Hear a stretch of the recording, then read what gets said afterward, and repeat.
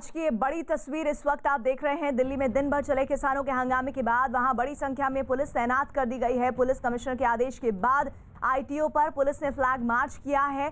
Delhi police commissioner ने अपने अफसरों और सभी पुलिस कर्मियों को उपद्रवियों से कड़ाई से निपटने के आदेश दिए हैं। पुलिस के कई जवान घायल हुए हैं। कुछ देर पहले की ये तस्वीरें हम आपको दिखा रहे हैं किस तरह से उपद्रवियों ने काफी हुड़दंग मचाया है।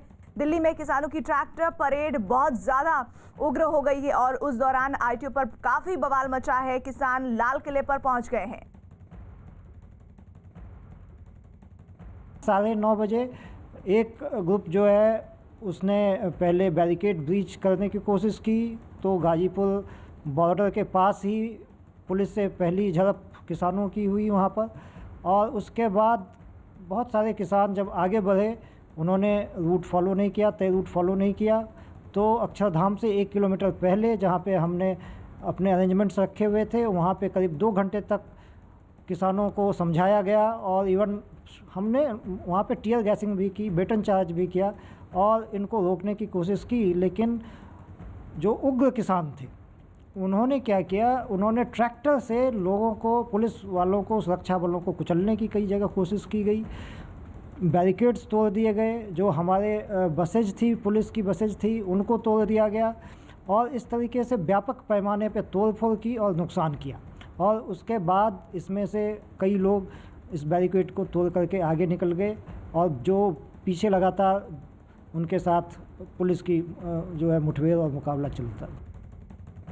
जो एडिशनल डीसीपी ईस्ट है मंजीत, उनके ऊपर भी ट्रैक्टर चढ़ाने की कोशिश की गई और अगर ऐन वक्त पे उन सुरक्षा कर्मियों ने उनको हटाया नहीं होता तो बहुत बड़ा हादसा हो सकता था।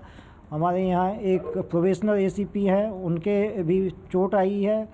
इसके अलावा बहुत तेरे पुलिस वाले हैं जिनकी एमएलसी वगैरह अभी हो रही है, उनके बहुत लोगों की चोट यहाँ पे आई है इस पूरे प्रदर्शन के दरमियान।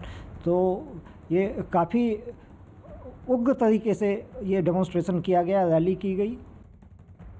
और हमारे अलग अलग सहयोगी इस खबर पर जुड़ रहे हैं। जावेद मंसूरी आईटीओ से जुड़े हैं, नीरज कुमार भी वहीं पर मौजूद है। जावेद, अभी क्या स्थिति बनी हुई है वहां पर?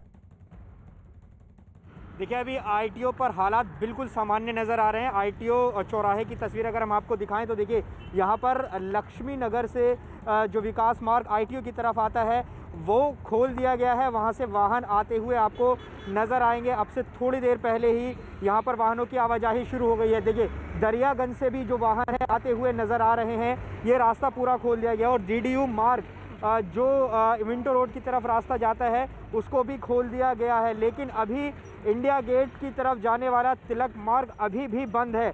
वाहन बेशक कम है लेकिन ये फ़िलहाल खोल दिया गया है और यहाँ पर जितने भी किसान थे आईटीओ चौराहे पर वो सब अब यहाँ से जा चुके हैं। पुलिस की तैनाती सिर्फ़ और सिर्फ तिलक मार्ग पे है जो रास्ता इंडिया गेट की तरफ जाता है। यहाँ जिस तरह का हंगामा देखने को मिला आज, जो किसान जब यहाँ पर पहुँचे तो हालात यहाँ पर ठीक नहीं थे। उसके निशान अभी भी सड़क पर दिख रहे हैं, कांच के टुकड़े सड़क पर पड़े हुए नज़र आएंगे। बसों में तोड़फोड़ की, पुलिस वैन में तोड़फोड़ की, ऐसी स्थिति यहाँ पर बन गई थी और पुलिस को आंसू गैस के गोले यहाँ पर छोड़ने पड़े और उसके बाद जाकर स्थिति कुछ काबू में आई। अंत में यहाँ पर जो है किसान डटे रहे और अब से थोड़ी देर पहले यहाँ किसान जो है यहाँ से जा चुके हैं। लेकिन देखिए, ये रास्ता मैं आपको दिखाना चाहूँगा, इस रास्ते को भी पूरी तरह से खोल दिया है।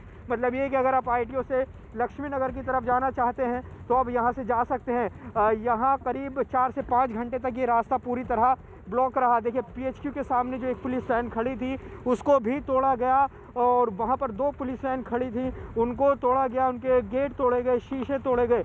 ये जो यहाँ पर हंगामा किया गया किसानों की तरफ से, ये बड़ी तस्वीर आईटीओ पर देखने को मिली थी और लगातार यहाँ पर झड़प भी हुई थी काफ़ी देर तक किसानों और पुलिस के बीच में। देखिए, हम यहाँ पर अभी भी दिखा रहे हैं, बैरिकेड्स यहाँ पर गिरे पड़े हैं, उनकी भी तस्वीर आपको एक बार दिखा देते हैं कि देखिए यहाँ पर ये जो रोड है, इसी रोड पर ट्रैक्टर से किसानों के जब यहाँ पर पहुँचे थे और अभी भी उसकी तस्वीरें हमें यहाँ पर देखने को मिल रही हैं। देखिए किस तरह से अभी भी यहाँ पर जो बैरिकेड्स हैं वो पड़े हैं। ये पीएचक्यू के पास की तस्वीर हम आपको दिखा रहे हैं और देखिए ये दिल्ली पुलिस की वैन अगर हम आपको दिखाएं, इसकी तस्वीर पूरी तरह से देखिए, इसको करीब से हम आपको दिखाते हैं। यहाँ हम आगे से इसकी तस्वीर दिखाएंगे। देखिए, इसको नुकसान पहुँचाया गया है, आगे से पूरा जो शीशा है उसको तोड़ दिया गया। ये देखिए किस तरह की तस्वीर यहाँ पर नज़र आ रही है। तो आप अंदाज़ा लगा सकते हैं कि कितना उग्र प्रदर्शन रहा। एक ही पुलिस वैन को नुकसान नहीं पहुंचाया गया।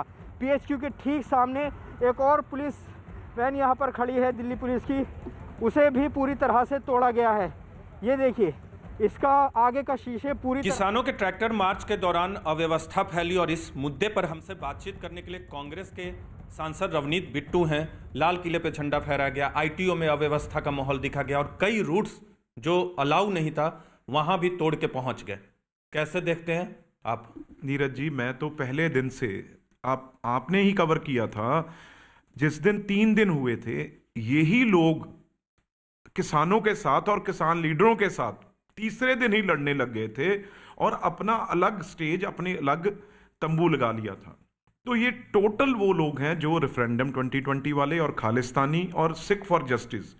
आप लगातार वीडियो देखिए जो वो वहां से रोज अपने चैनल चलाते हैं सिख फॉर जस्टिस के, जो रात का उनका चैनल था।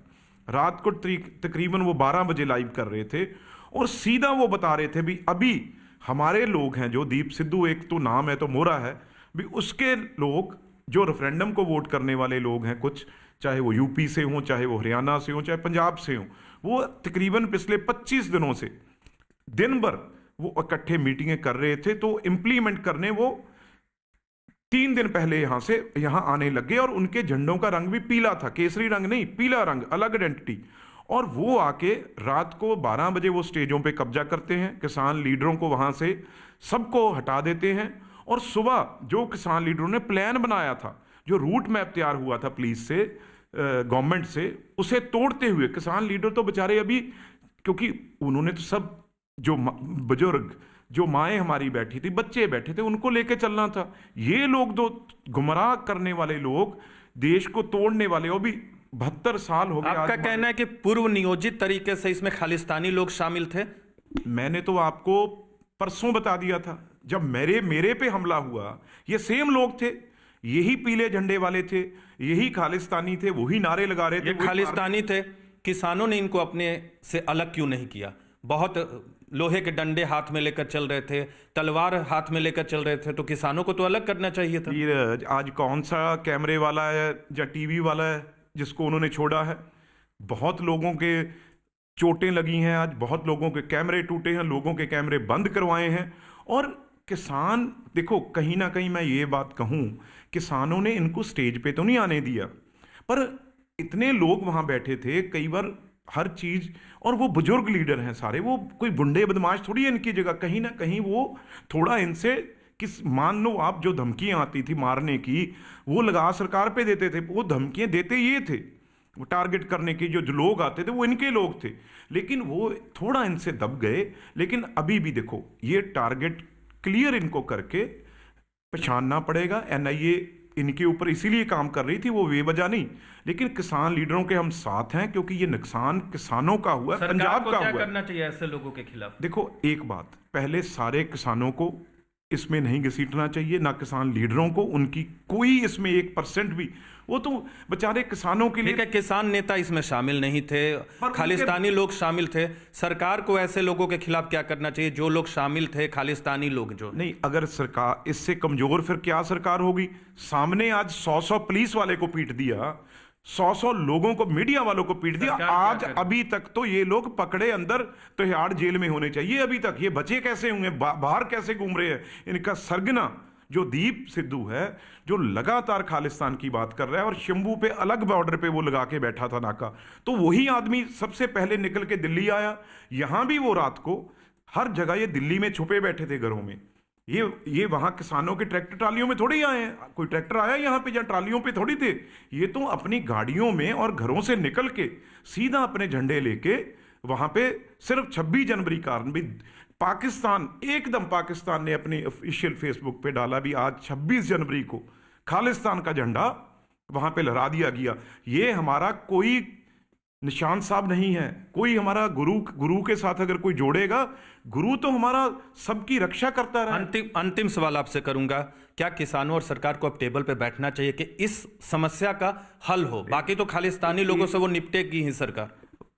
एक बात, ये अभी तक जो टाइम इतना दे दिया ना, इन लोगों को मौका मिल गया ये काम करने का। अब भी जल्दी से जल्दी पार्लियामेंट सेशन आ रहा है, किसान लीडरों के साथ जो किसान है बैठ के सरकार जल्दी से जल्दी जैसा वो कानून चाहते हैं, अब पार्लियामेंट में 29 को शुरू हो रहा है, वहां पे नया कानून किसानों के हक में। मैं नहीं ये कहता भी ये आपने कोई अगेंस्ट बनाया, पर जब किसान इसके अगेंस्ट हैं, लीडर इसके अगेंस्ट हैं, तो आप जैसा कानून वो चाहते हैं बना के उनके हक में दीजिए और ऐसे लोगों को ऐसी सजा दीजिए भी जिन्होंने यार आज लाखों लोग 25 लाख लोग यहां बैठे हैं, 5 लाख ट्रैक्टर लेके आए दिन रात, इन आदमियों ने एक दिन में हमारा एजिटेशन खत्म कर दिया। लेकिन हम सिर जोड़ के बैठेंगे किसान लीडरों के साथ, किसान कभी भी हार नहीं मानेगा। इन किसान नेताओं ने अपील की है कि सारे लोग अपने धरना स्थल पे पहुंच जाए जहां वो लोग प्रोटेस्ट कर रहे हैं, चाहे वो योगेंद्र यादव हो या फिर राकेश टिकैत हो। मैं योगेंद्र यादव की बात नहीं करता, मैं तो अपने पंजाब वाले लीडर योगेंद्र यादव भी एक अपनी पॉलिटिक्स करते हैं, मैं उनकी बात नहीं करता। मैं अपने किसान लीडर जो हमारे पंजाब के हैं, जो हरियाणा के हैं, जो असली लीडर हैं, ये ना इनके पास ट्रैक्टर, ना घोड़ा, ना गाड़ी, ना कुछ, मैं इनकी बात नहीं करता। वो सिर जोड़ के बैठे और ऐसे लोगों को, बिल्कुल जो गैंगस्टर हैं, जो ऐसे लोग हैं, ये हर को अलग मत करें। हम सब लोग जो हैं सिर जोड़ के बैठे हैं और किसानों की जो एमपी जिन्होंने पार्लियामेंट में बोलना है उनके साथ आप और जो अच्छे लोग हैं बैठ के ऐसे लोगों को बिल्कुल सिर नहीं उठाने देना। जो सिर्फ टारगेट ये था भी सिर्फ तिरंगे को नीचा करना है और दुनिया में ये मैसेज देना है भी 26 जनवरी वाले दिन हमने तिरंगे की जो है वो शान नीची की है। लेकिन हमारा किसानों का आज आप जानिए इतना दुख है उनके मन में, इतना दर्द है, क्योंकि वो अपने देश को पालते रहे हैं, पेट भरते रहे हैं। आज उनका भी कहीं ना कहीं मन टूटा है, लेकिन इसका हिसाब हम जरूर करेंगे। आप देश वालों को भरोसा दिलाते हैं, पंजाबी कभी भी देश के लिए कोई भी आने वाले दिनों में कमी नहीं छोड़ेगा। इन लोगों को सबक भी हम सिखाएंगे। तो जिन्होंने ये अव्यवस्था फैलाई है, जिन्होंने लाल किले पर जाकर अपना झंडा फहराया है देश के तिरंगे को हटाकर, उन्हें सबक जरूर सिखाया जाएगा और सरकार को इनके खिलाफ सख्त कार्रवाई करनी चाहिए। कैमरा पर्सन नसीब सिंह के साथ नीरज। तो रवनीत बिट्टू बार बार इस बात की ओर इशारा कर रहे थे कि इस आंदोलन में खालिस्तानी की मौजूदगी है और वो ये कह रहे हैं सीधे तौर पर कि जो आज जो भी उपद्रव गुंडई देखने को मिली उसमें खालिस्तानी लोगों का ही हाथ है और ये उपद्रव जानबूझकर किया गया है ताकि इस आंदोलन को किसी भी अंजाम तक पहुंचाए जाने से रोका जाए। और लेकिन लगातार वो ये कह रहे हैं कि हम किसान आपस में फिर बातचीत करेंगे और एक बार फिर से हम अपने प्रोटेस्ट को आगे बढ़ाएंगे।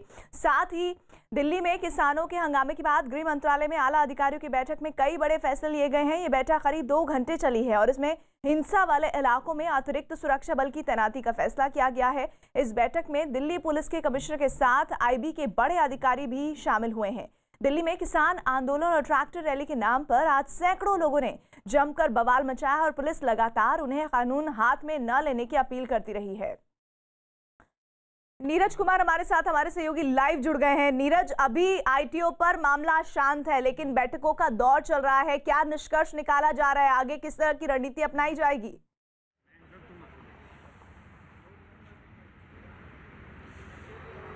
देखिए, अगर सरकार की रणनीति की बात करें तो गृह मंत्री अमित शाह ने एक बैठक ली, 2 घंटे तक बैठक चली और इस बात का एश्योरेंस दिया गया है तमाम अधिकारियों की तरफ से गृह मंत्री को कि अब जो कानून व्यवस्था की स्थिति है वो बिल्कुल बेहतर रहेगी। रही बात आईटीओ की बात करें, लाल किले की बात करें या तमाम उन जगह की बात करें जहां आज किसानों के आंदोलन के दौरान हिंसा भड़की, लोगों ने रूट को फॉलो नहीं किया, वहां के लिए दिल्ली पुलिस की तरफ से ये व्यवस्था की गई कि उन इलाकों में खास कानून व्यवस्था की स्थिति बहाल करने का आश्वासन अधिकारियों की तरफ से दिया गया और अधिकारियों ने ये कहा है कि आने वाले दिनों में इस तरह की स्थिति जो है खराब नहीं होगी, क्योंकि बहुत सारे जो लोग थे वो तो लौट चुके हैं जहां से आए थे, लेकिन अभी भी कुछ छिटपुट लोग, कुछ ट्रैक्टर, जब हम लोग आ रहे थे आईटीओ की तरफ तो कई ट्रैक्टर्स ऐसे थे जो अभी लौट ही रहे थे और कुछ अभी रास्ते में रुके हुए थे। तो दिल्ली पुलिस ने पूरे दिल्ली इलाके का, खासकर जहां आज हिंसा हुई थी, जहां रूट्स का पालन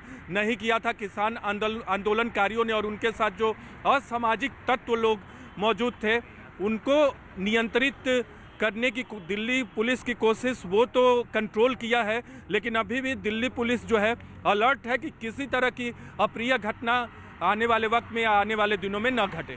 जी, और कुछ देर पहले आईटीओ पर ट्रैक्टर दौड़ाने वाले एक किसान का ट्रैक्टर पलटने की सीसीटीवी तस्वीरें सामने आई और इन तस्वीरों में साफ दिख रहा है कि किस तरह से आईटीओ पर पुलिस ने बैरिकेडिंग कर रखी थी और तभी बहुत तेज रफ्तार से दौड़ता हुआ एक ट्रैक्टर सामने आया, लेकिन वो बेकाबू होकर पलट गया। ट्रैक्टर की रफ्तार इतनी तेज थी कि उसका चालक ट्रैक्टर पर काबू नहीं रख पाया और वो बैरिकेडिंग के पास आकर पलट गया।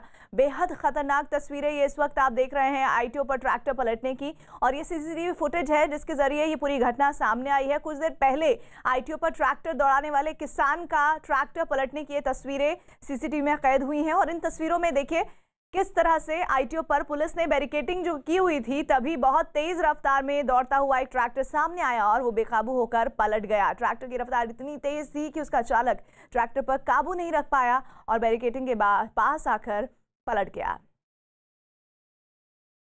नीरज हमारे साथ जुड़ रहे हैं। नीरज, कुछ खबर आ रही है आपके पास?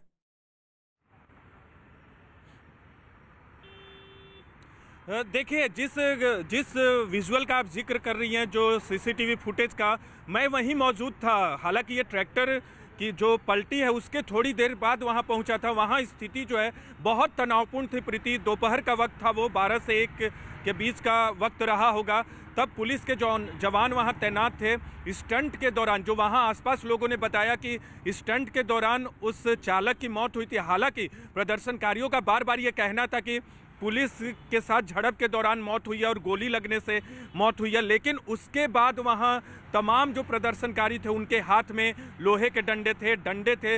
वो लोग मीडिया के लोगों को भी पीछे ढकेल रहे थे, उन पे भी हमले कर रहे थे। पुलिस के जवान जो वहां मौजूद थे उनको भी पीछे हटना पड़ा। तो काफ़ी माहौल जो है वो तनावपूर्ण था। उस घटना के बाद आईटीओ से 100 से 200 मीटर की दूरी पर दीनदयाल उपाध्याय मार्ग पे ये घटना घटी थी। लेकिन आईटीओ का जो पूरा नज़ारा था उस समय, जो तस्वीरें थी, वो अपने आप में ये बयां करने के लिए काफ़ी थी कि किसानों का आंदोलन ऐसा नहीं हो सकता। अव्यवस्था फैली हुई थी, जो पूरा माहौल जो था वो बिगड़ा हुआ था। पुलिस जो है ऐसी लग रही थी कि लाचार है, या पुलिस नहीं चाहती थी कि कहीं उपद्रवी तत्वों के साथ साथ किसानों पर भी उनकी लाठी बरसे। पुलिस ने मामले को नियंत्रित में तो किया था, लेकिन आपको रोक एक तरह से कह सकते आज दोपहर को दिल्ली के नांगलोई इलाके में किसानों ने तोड़फोड़ के साथ आगजनी की है और न्यूज़ 18 के कैमरे में ये तस्वीरें रिकॉर्ड हुई हैं जब किसानों ने सड़क किनारे लगे एक टेंट में आग लगा दी है। ये तस्वीरें दोपहर की है और किस तरह से आगजनी की घटना को अंजाम दिया है आंदोलनकारियों ने आज दोपहर में। दिल्ली के नांगलोई की तस्वीरें जहां किसानों ने तोड़फोड़ के साथ आगजनी की है। न्यूज़ 18 के कैमरे में ये तस्वीर रिकॉर्ड हो गई जब किसानों ने सड़क किनारे लगे एक टेंट में ही आग लगा दी। तो किस तरह से उपद्रव आगे बढ़ता जा रहा था उसकी ये लगातार तस्वीरें दोपहर से लेकर पूरे अभी शाम भर तक सामने आती रही। लेकिन एक बात तो साफ है कि ये उपद्रव काफ़ी ज़्यादा नुकसान पहुंचाएगा आंदोलनकारियों के इस पूरे मूवमेंट को, जो लगभग 2 महीने से ज़्यादा वक्त से चल रहा था, जिसमें लगातार सरकार की तरफ से बातचीत करने की कोशिशें हो रही थी। आंदोलनकारी भी अपना पक्ष रख रहे थे, लेकिन क्या अब इस उपद्रव के बाद वही स्थितियाँ बनेंगी, ये अपने आप में बहुत अहम होगा।